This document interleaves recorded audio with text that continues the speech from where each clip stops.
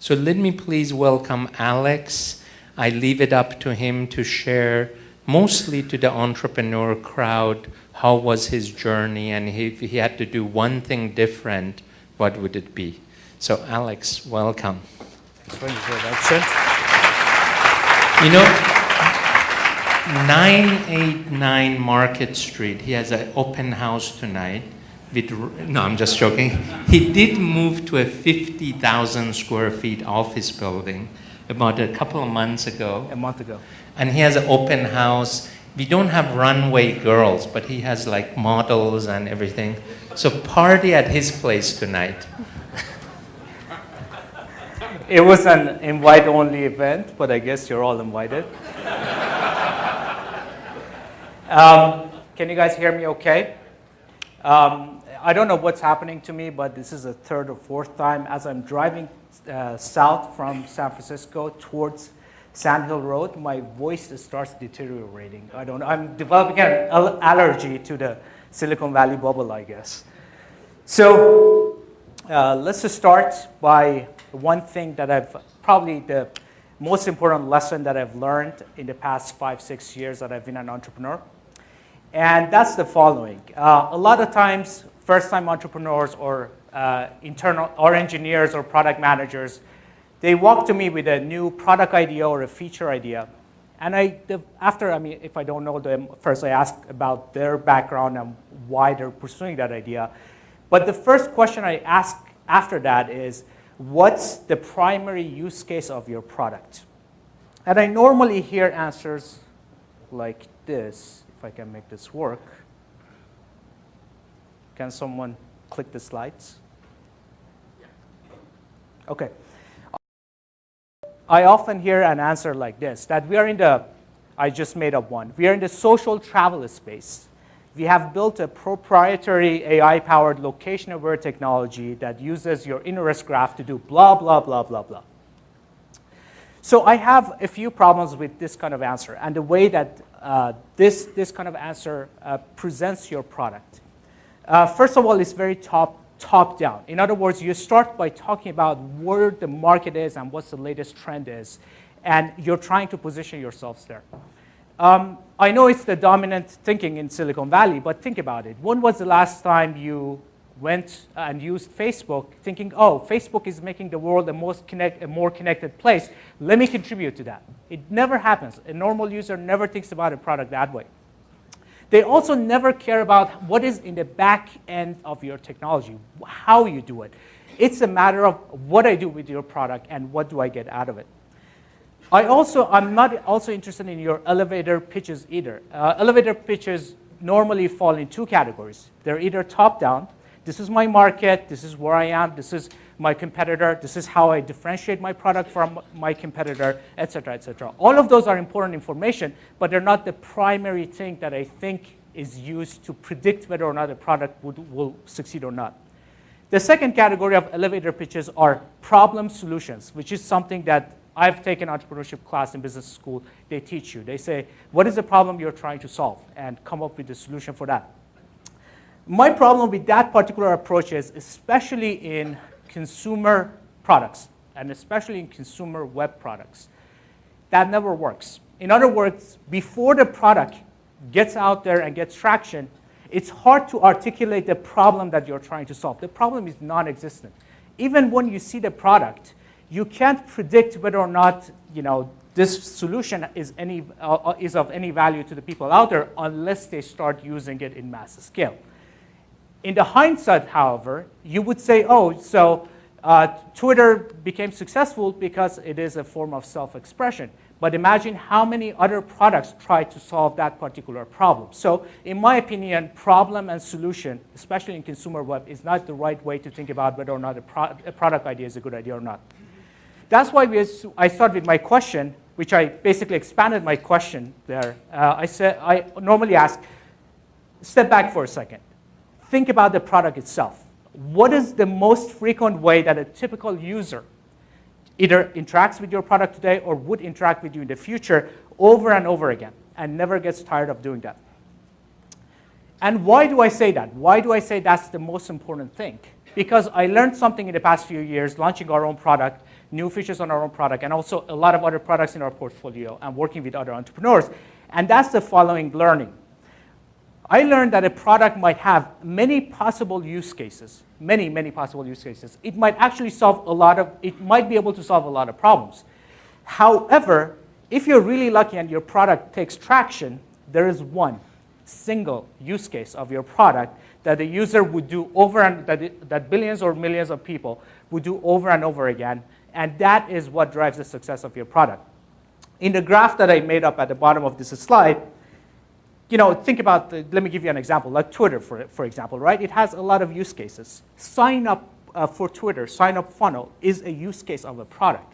It could be use case number one. And there are a bunch of other use cases, like, for example, they have the Discover feature, they have the Add Mention feature, they have the trending topics.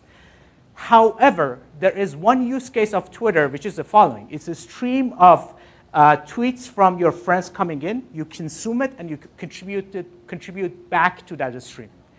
That one use case is done several orders of magnitude more than the second and third and fourth and fifth use case of the product.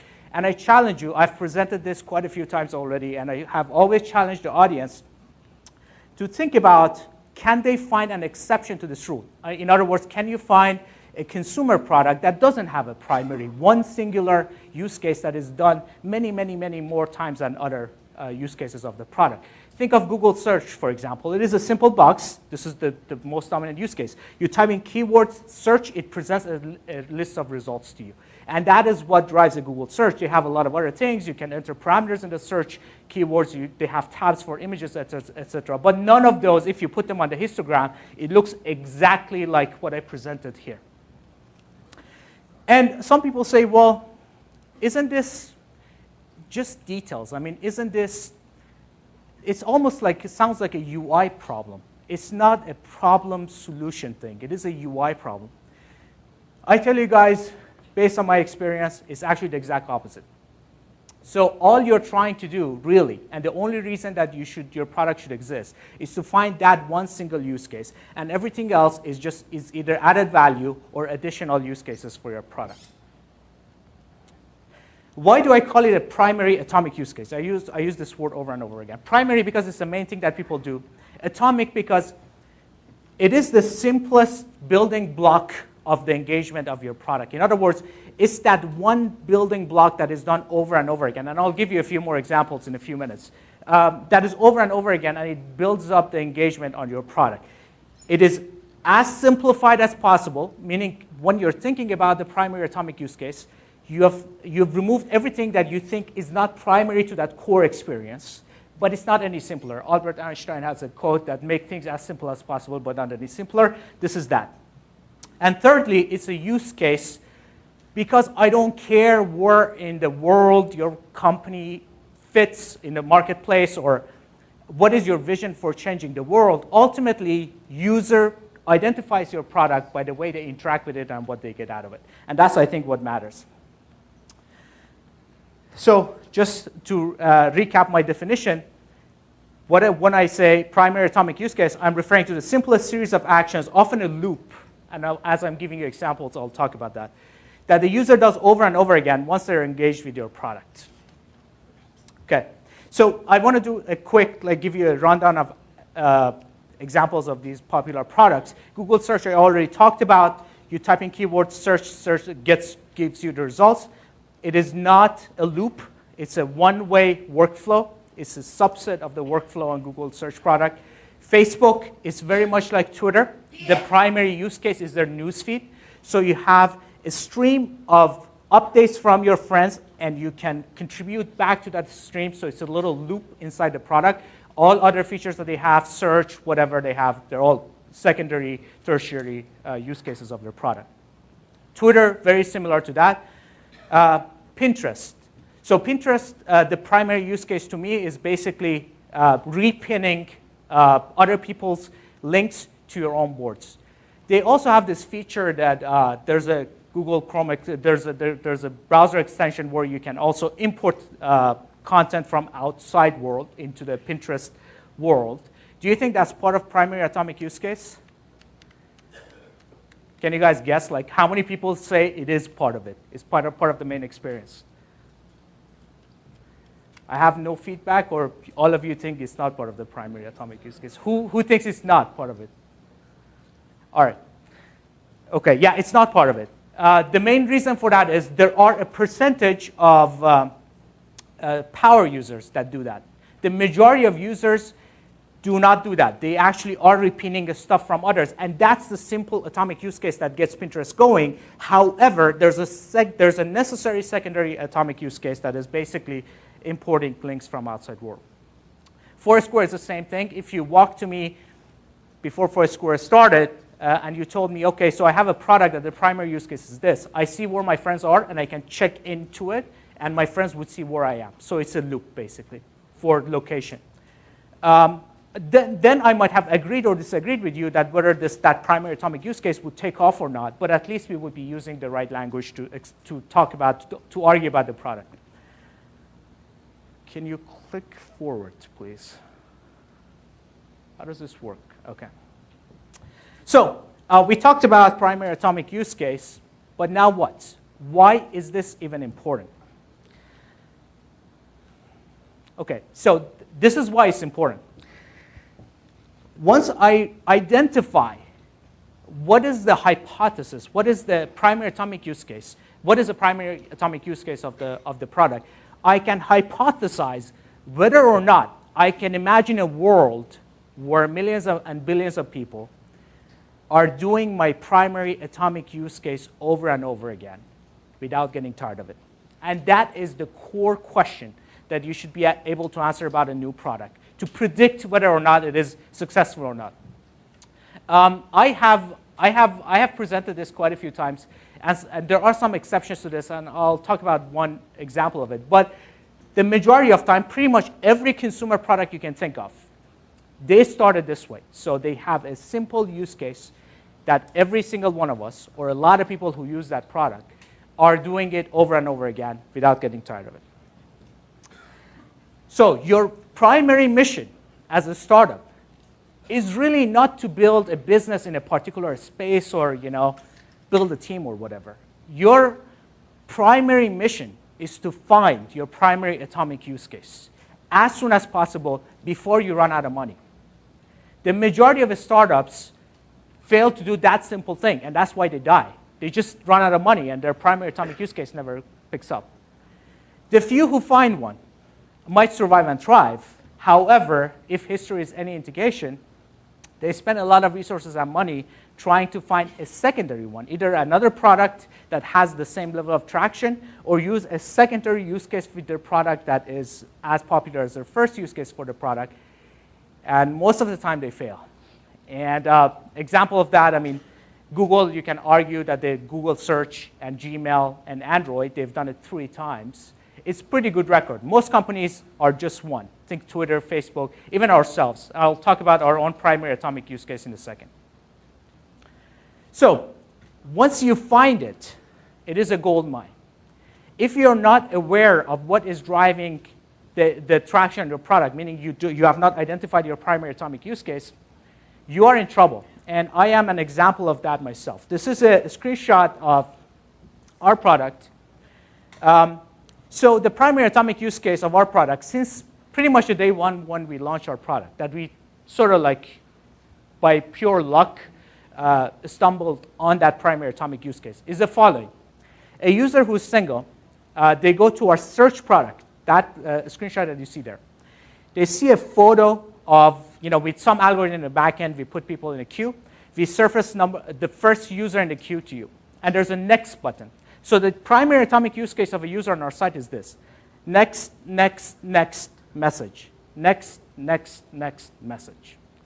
Now, we have tried since 2007 until now to find something else that comes close to this in terms of frequency of times that people click on that next button. That next button is clicked about 100 million times a day.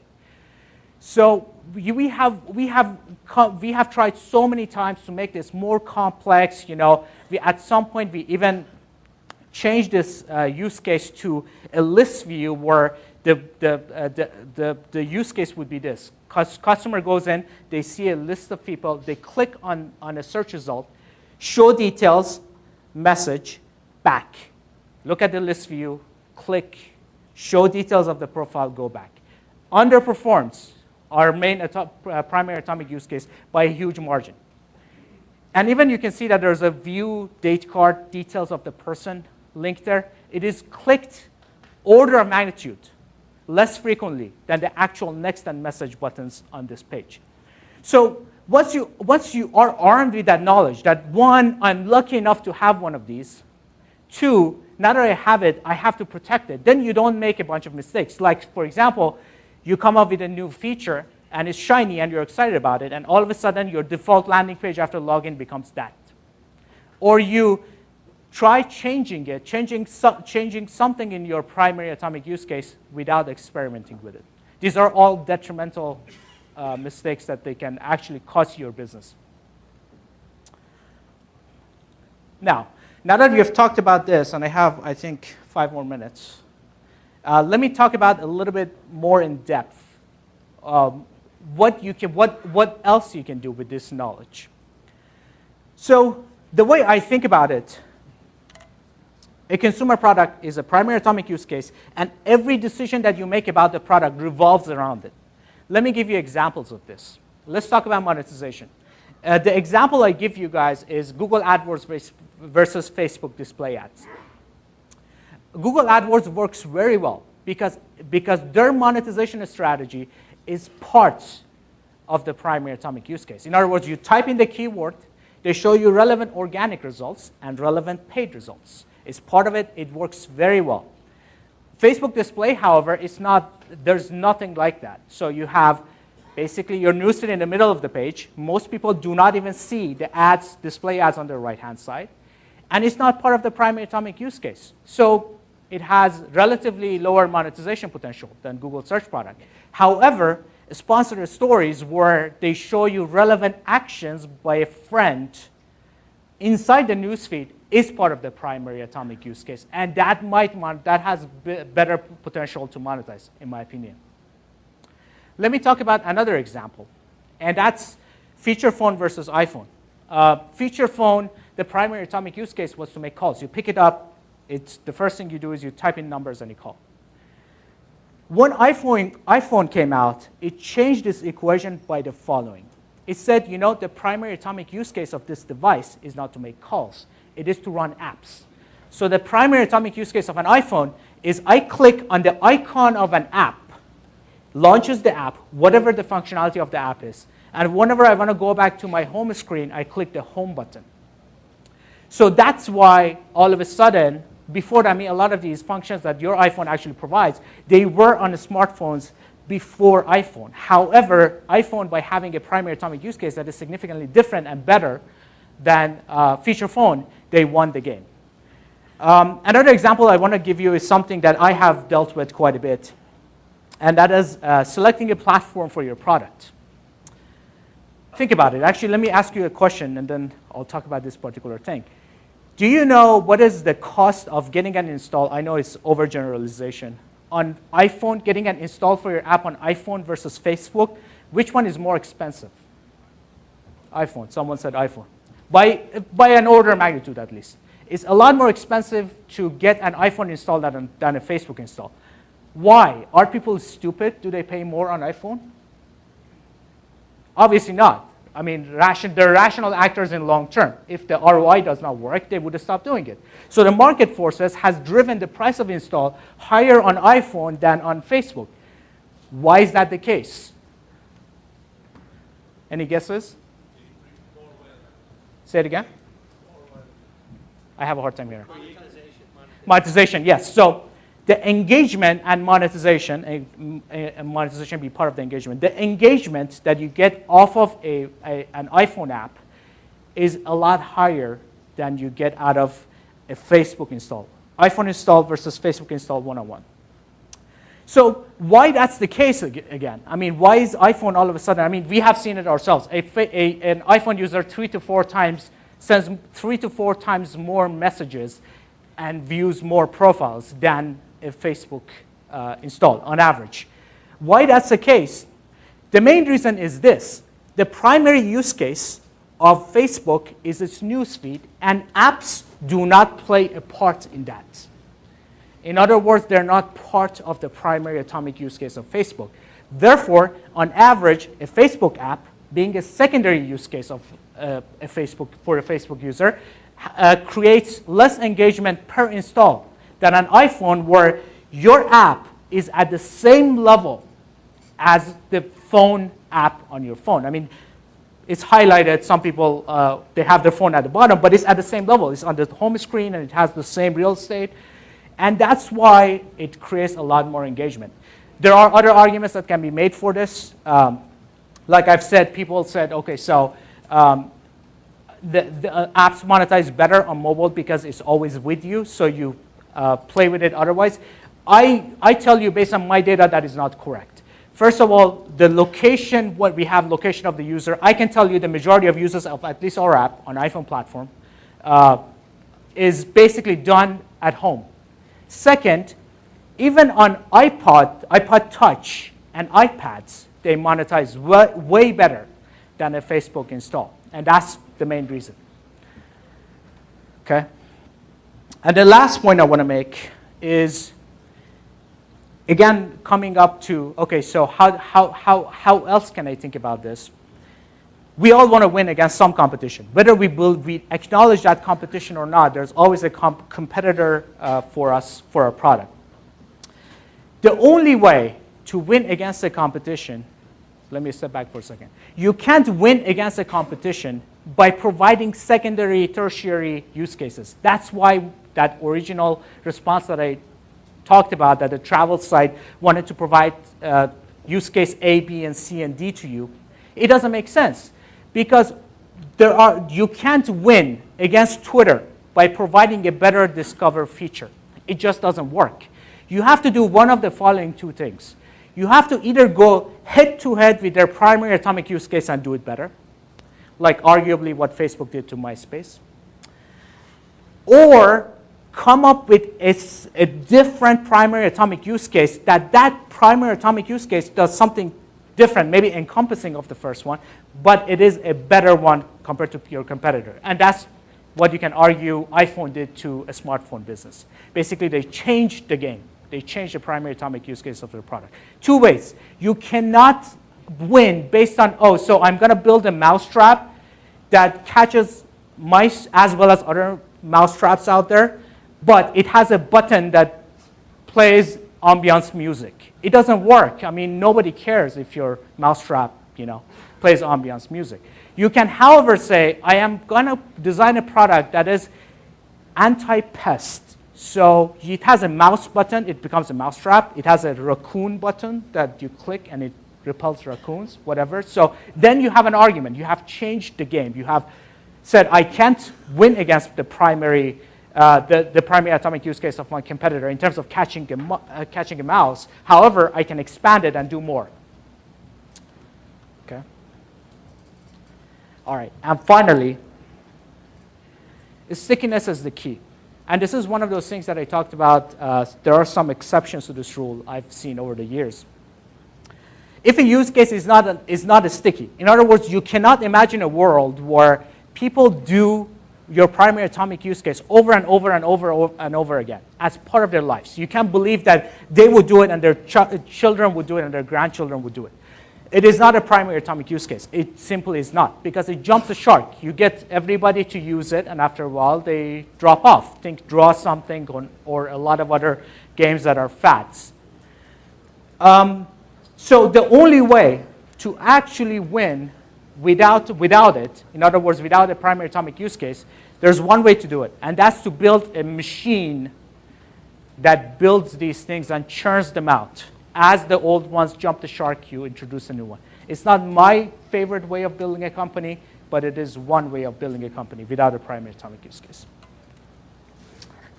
And so to wrap it up, next time you come up with a product idea or somebody tells you about a new company or a new product idea, instead of asking all the questions that we normally ask, okay, so What is your Facebook strategy? What's your Twitter strategy? And all those things that I've heard from people over time.